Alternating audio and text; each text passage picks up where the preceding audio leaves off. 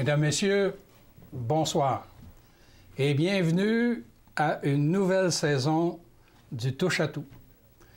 Et comme par les années passées, maintenant on a établi une tradition. J'ai le plaisir de recevoir à ma première émission de la nouvelle saison mes collaborateurs, mes collaboratrices qui, au cours de l'année, viendront nous parler de différents sujets qui les concernent d'une façon particulière. Donc, je vais y aller à partir de ma gauche immédiate là, pour vous les présenter. Il y en a que vous connaissez, mais on a des nouveaux visages, des nouvelles têtes. Donc, j'ai à ma gauche quelqu'un que vous connaissez bien, Nancy Laliberté de CATARA. CATARA qui veut dire... Comité d'appui aux travailleurs et travailleuses accidentés de la région des Appalaches. Des Appalaches. Bon, c'est ça, CATARA. On va y revenir tout à l'heure pour savoir de quoi on va parler cette année.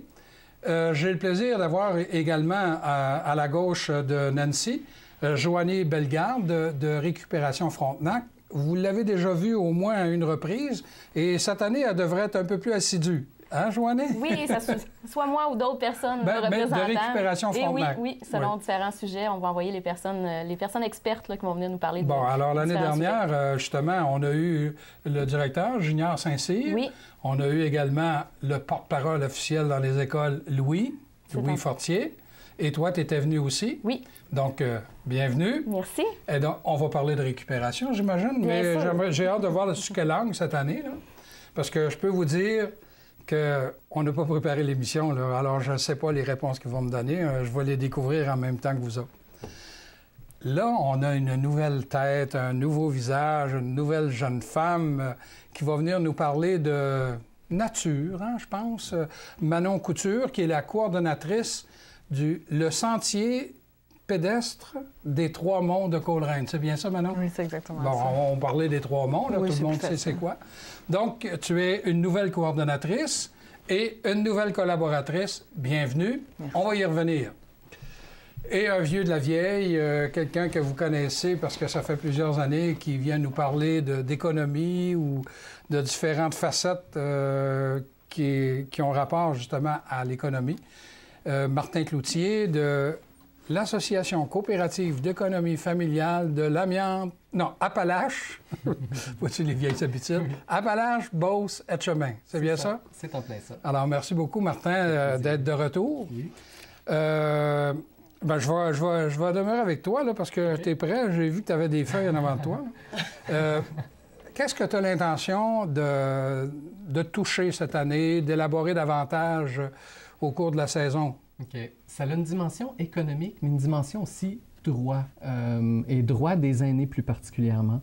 On se fait beaucoup poser de questions depuis quelques années sur différentes problématiques que les aînés vivent, mais en matière de finances personnelles. Puis on parle souvent d'exploitation financière, d'abus financiers, des choses comme ça. Mais nous, on s'est dit, mais par quel angle qu'on va prendre ça? On s'est dit, on va le prendre sous l'angle de l'habitation. Puis là, parce que les aînés, il y en a beaucoup qui vivent toujours chez eux, qui ont fini de payer leur maison des fois ou pas, en tout cas. Mais c'est une richesse qu'ils ont, puis ils se demandent des fois comment ils peuvent l'utiliser. Puis des fois, ils sont courtisés par toutes sortes de produits, par toutes sortes de pratiques commerciales. Puis c'est pas toujours... faut être vigilant comme consommateur toujours. Alors, nous, on va aborder ça sous 5 angles. Les rénovations, qu'est-ce qu'il faut être vigilant quand on rénove sa maison, quand on veut l'entretenir correctement? C'est quoi les programmes dont on peut bénéficier aussi? Mais si on veut vendre notre maison aussi, comment on s'y prend, quoi faire attention, quoi pas se faire avoir, les questions à poser. Même chose si on veut utiliser sa valeur financière, c'est un autre des sujets qu'on va aborder. Tout le monde a entendu parler, par exemple, des programmes CHIP. C'est quoi un programme CHIP? Puis comment ça fonctionne? Puis c'est quoi, dans quelle mesure ça peut être intéressant ou pas du tout? Mais toutes les bonnes questions à poser pour pas se mettre les pieds dans les plats, finalement. Puis pour ceux qui pensent s'en aller peut-être plus en résidence ou qui sont en train d'évaluer ça, c'est quoi leur droit aux aînés en résidence, puis comment la magasiner, la résidence, tout ça. Et puis quoi évaluer aussi quand on veut faire le choix, je veux-tu aller en résidence ou rester chez nous le plus longtemps possible? C'est quoi les bonnes choses à envisager? C'est tout un contrat, ça. Ah oui, tout un programme. Tout un programme. Et quand tu as parlé au tout début, tu as dit on voudrait orienter notre action particulièrement, sans délaisser les autres, j'imagine, oui. Mais vers le droit des aînés, là, tout ça, puis à un moment donné, l'exploitation des aînés. Mais là, vous autres, là, tu as répondu en partie à ma question parce que vous voulez toucher un domaine qui est assez particulier et assez pointu, l'habitation, puis déjà, c'est important. Mais les fraudes via l'Internet ou tout ça, vous ne toucherez pas à ça? Ben, on pourrait aussi en parler, mais bon, il faut se limiter à un moment donné. On s'est dit, on va prendre cet angle-là. C'est sûr que dans notre mandat à la CIF, on continue à maintenir toutes nos autres activités et tout ça, mais c'est des nouvelles formations qu'on a développées en partenariat avec l'Union des consommateurs, puis qu'on va diffuser sur l'ensemble du territoire. Puis je me suis dit, je vais en parler ici là, de façon plus condensée. Donc, on va y aller avec tout le monde. Si on dit, on va parler, si vous voulez faire des rénovations, c'est quoi regarder, c'est quoi faire, puis à un moment donné, on pourra détailler aussi les fameux programmes qui nous disent ça vous coûte rien, c'est tellement beau, c'est le paradis sur Terre.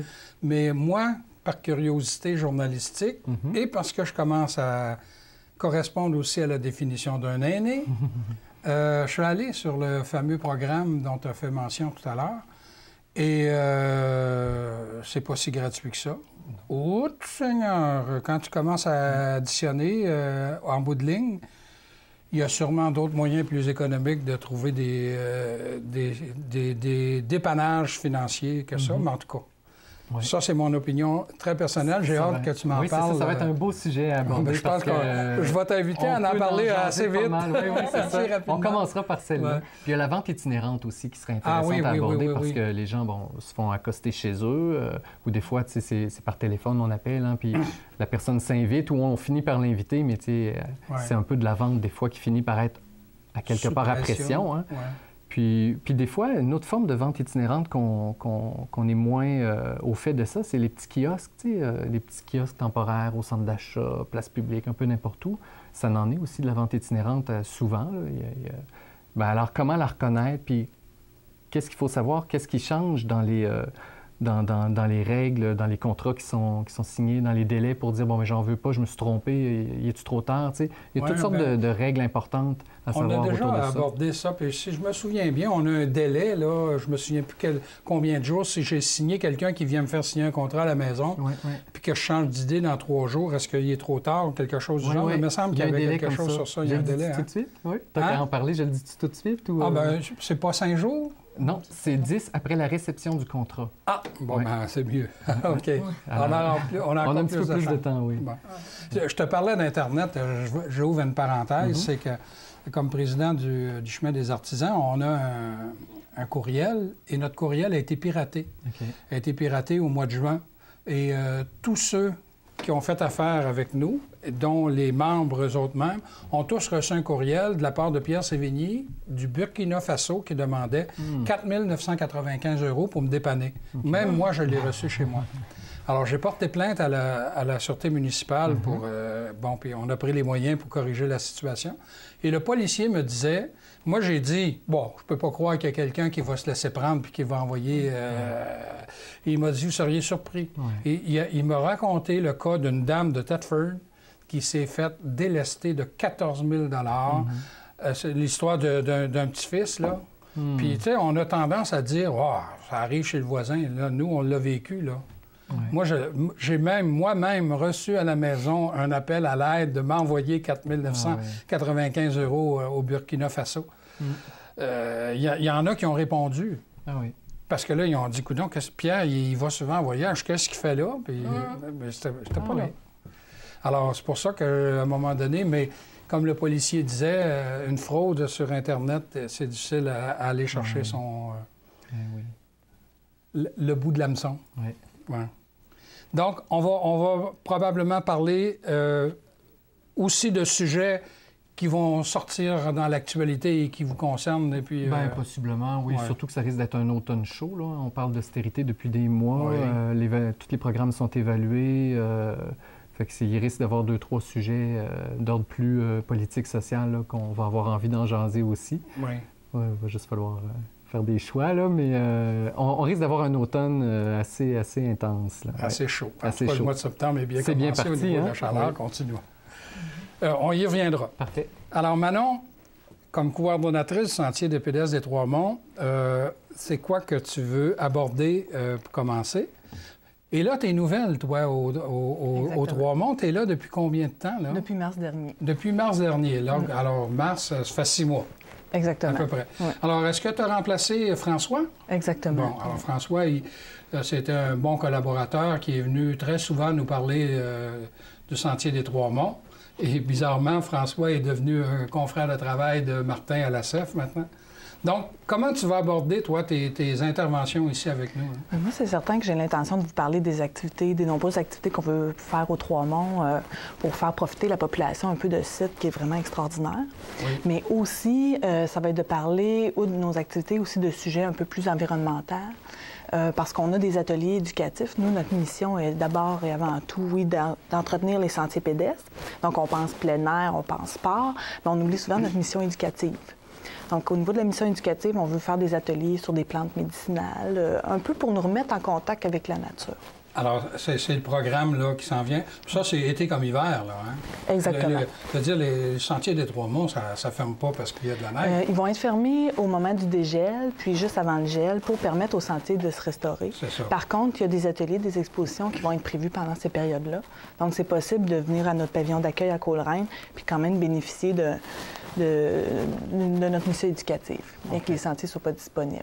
Et toi, Manon, tu es maintenant coordonnatrice, mais de quelle formation que tu as, toi, pour être là? Moi, je suis biologiste et aménagiste du territoire. Ah! Donc, au niveau de l'aménagement du territoire, je suis quand même gâtée, avec les sentiers à prévoir, puis à toujours à les améliorer aussi pour faciliter l'accès à la clientèle. Mais c'est surtout aussi au niveau de la mission éducative que j'aimerais me consacrer. Donc, vraiment, qu'on en sache toujours un peu plus là, sur un peu toute la nature qui est autour de nous. Oui. Au cours des dernières années, à un moment donné, au printemps, là, il y avait une corvée, hein, où il y avait beaucoup de gens qui vont, puis nettoient les rigoles, puis réaménagent les sentiers.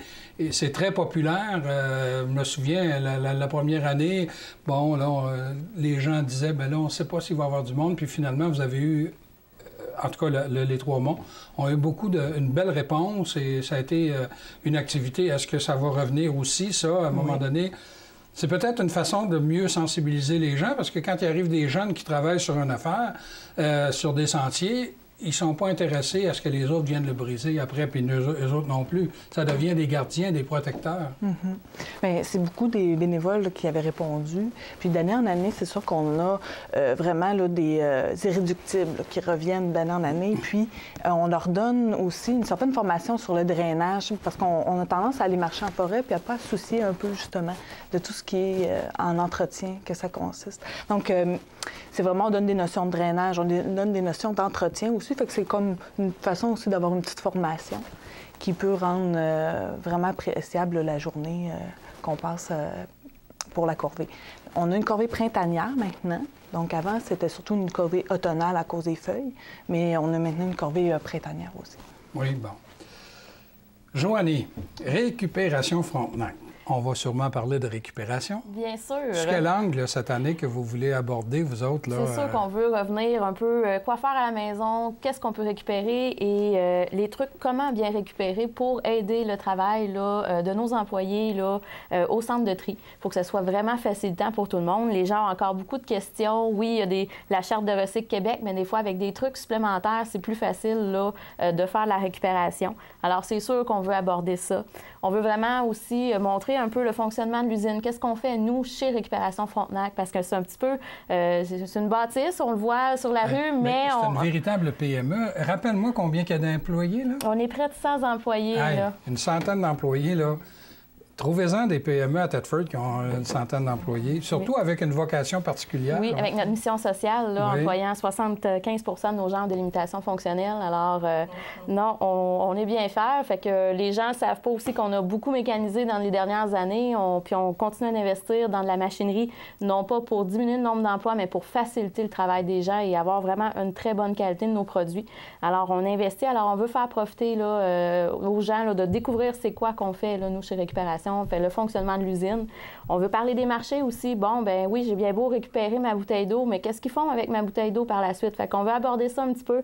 Qu'est-ce qui sont les bienfaits de la récupération? Quand tu dis ça, j'ai le flash de la publicité à la télévision. Là, le gars, il met ça, là, tu sais, puis il dit, d'un coup, tu vois un banc. Il dit, ben là, ça... Wow, tu sais, c'était des publicités, je trouvais, bien imagées. qui nous disent justement toute l'importance d'arriver et de dire, bien, regarde, là, quand tu fais ça, ça donne ça comme résultat. C'est merveilleux, ça. Oui, fait que nous, on va aborder vraiment les différentes catégories de matières parce que oui, on a les publicités voient certaines catégories, mais ils n'abordent pas tout. Fait qu'on veut vraiment aller chercher là, en profondeur.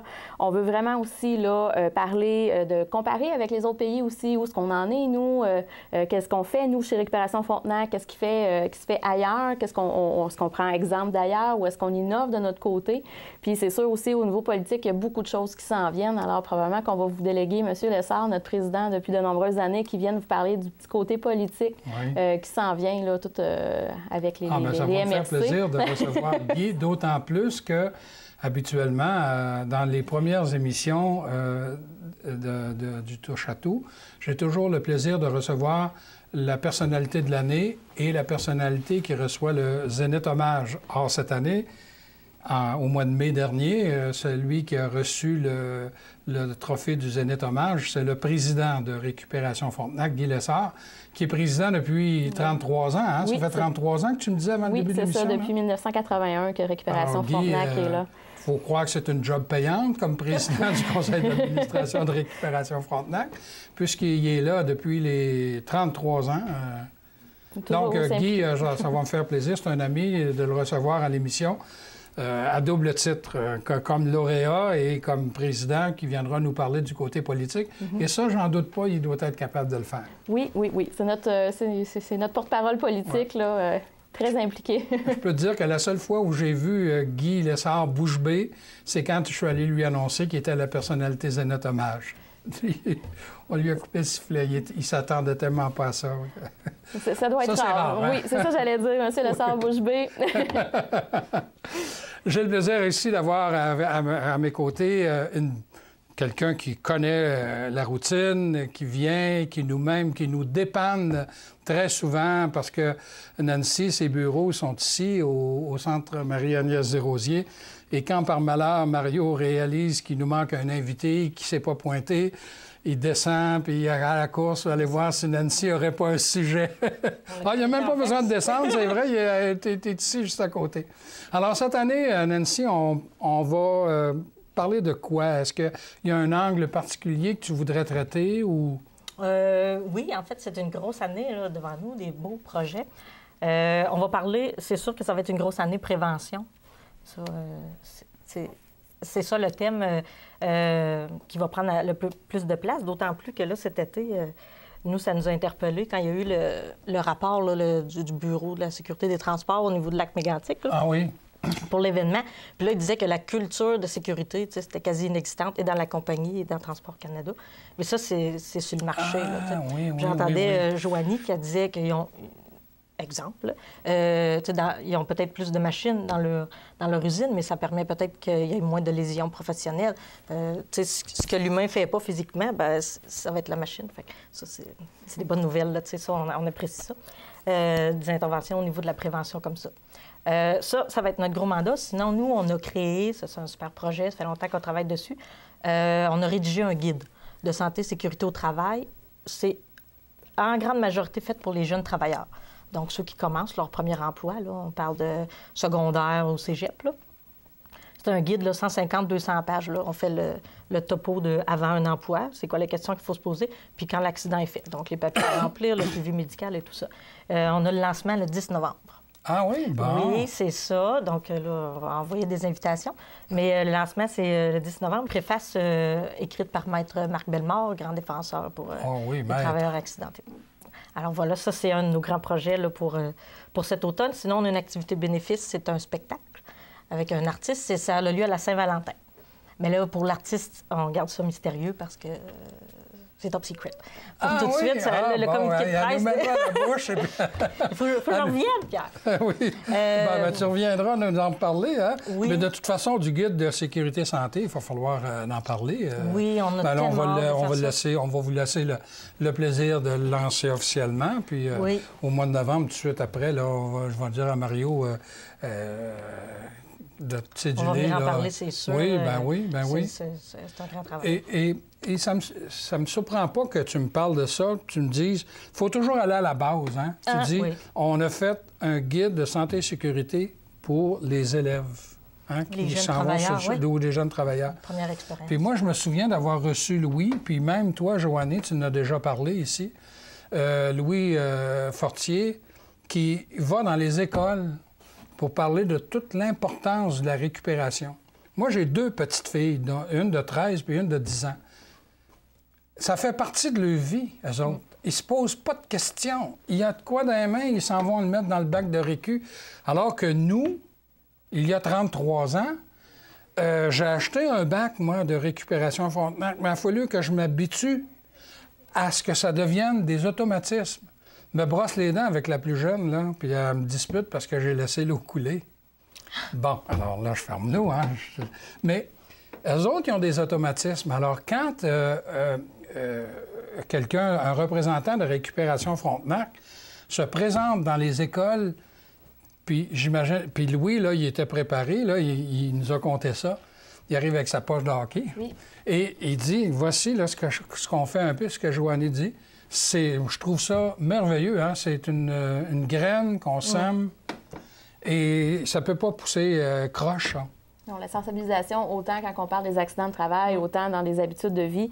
Plus jeune on prend les habitudes, mieux que c'est. Fait que c'est sûr que si on est capable d'aller déjà à la base, je trouve ça très bien avoir un guide comme ça pour vraiment initier nos gens qui ont le droit, le devoir, qui ont aussi à faire là, en tant que nouvel employé. Alors, c'est bien. Il y a des droits et des obligations, hein, Oui. Et est-ce que, Manon, même si tu es là seulement depuis 6 mois, là, est-ce que vous autres, justement, au Trois-Monts, vous recevez des jeunes, des classes ou des groupes de jeunes pour les initier à l'importance non seulement de faire de l'exercice, parce qu'en montant les sentiers, mais de protéger ce qu'il y a l'environnement, les alentours, qui sont de toute beauté, ces paysages-là. C'est certain qu'au niveau du parcours du Mont-Hawk, on a beaucoup de panneaux d'interprétation qui réfèrent à la protection du territoire en général, puis aussi pourquoi on protège le site de la réserve écologique de la Serpentine de Coleraine sur lequel nos sentiers se situent. Ah ben oui. Donc, on a des forêts exceptionnelles rares, donc ça, c'est certain que ça fait partie de la matière qu'on leur enseigne lorsqu'ils viennent nous visiter au Mont-Hawk, entre autres. Puis c'est aussi un projet qu'on va développer au niveau du Mont-Care aussi, là, où là, on va parler plus d'écologie. Ah. Mais avec des enfants, vous avez, c'est le cas de le dire, de la matière, tu sais, une terre facile à pétrir, à semer. Puis au niveau aussi des familles, on a développé des activités familiales dans lesquelles, tu sais, c'est pas juste de lire un panneau d'interprétation, mais c'est aussi de rechercher l'information puis de l'assimiler. Donc, on a un rallye géologique aussi qui est possible de faire en famille pour justement que les enfants ne fassent pas comme « Ah, je veux pas y aller, c'est dur » ou tout ça, mais tu sais, leur donner une petite motivation supplémentaire à faire notre parcours du Mont-Hawk. Donc, là, vous autres. Et vous autres, est-ce que les jeunes, ça vous intéresse? Ça nous intéresse. Je vous ai parlé un petit peu plus des aînés, mais oui, on va dans certaines classes. On ne va pas systématiquement dans toutes les classes, mais on va dans certaines classes de secondaire 5 parler des finances personnelles, aussi de partir en appart. Là, comment ça coûte? Souvent, on se fait à cet âge-là une idée de comment ça coûte, puis comment qu'on va arriver. Puis c'est intéressant de faire une interaction avec eux dans la classe pour voir, bien, tu sais, le loyer, comment vous pensez que ça coûte un loyer en moyenne, puis le téléphone, puis tout ça. Puis là, on confronte des préconceptions, puis tout ça, puis on parle, on fait de l'éducation sur justement l'importance d'avoir des moyens qui ont du bon sens, de poursuivre l'école, pour ça aussi que c'est facilitateur. Puis le B.A.-bas d'un budget, c'est quoi? Puis là, on en parle, puis avec des petites mises en garde par rapport au crédit, carte de crédit, tout ça qui se font offrir très jeunes. Hein, ils arrivent, on met les pieds sur le campus du cégep, puis ça y est, on se fait offrir déjà des Autrement produits financiers. dit, vous leur apprenez, à un moment donné, moi j'avais entendu une réflexion, puis il disait, non, c'est pas vrai. Faire un budget, ce n'est pas se restreindre. Non. Faire un budget, c'est te donner les moyens de savoir où tu t'en vas, financièrement. C'est ça, c'est se donner les moyens de réaliser des projets qui nous tiennent à cœur. Ouais. Puis ça, il n'y a pas d'âge pour commencer. Hein? Puis plus on prend l'habitude, jeune, de mettre quelques cents de côté en se disant, bien, c'est pour plus tard, je ne suis pas obligé de le brûler tout de suite. Bon, bien, c'est un bon pli qui est pris pour le futur. Bon. Il nous reste à peine 1 minute. Chers amis, vous avez vu 4 de mes collaboratrices, collaborateurs, et il m'en manque un aujourd'hui parce que nous, on enregistre dans l'après-midi. Et c'est un enseignant du Cégep de Thetford, que vous connaissez tous, Vincent Blais, qui va venir encore cette année nous parler des sujets d'actualité internationale. Vous l'avez vu au cours des dernières années, nous parler des élections présidentielles, que ce soit aux États-Unis ou en France. J'imagine que dans ses premières interventions, on va sûrement parler des poudrières, qu'on peut appeler comme ça, comme le Liban ou encore l'Ukraine. Qu'est-ce qui va se passer? Parce que c'est peut-être loin de nous, mais c'est pas si loin que ça au niveau des répercussions. Donc, Vincent, cette année, va faire partie également de mon équipe de collaborateurs.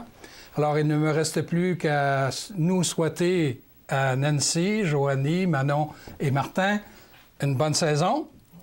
Et à vous, je vous invite à nous revenir la semaine prochaine.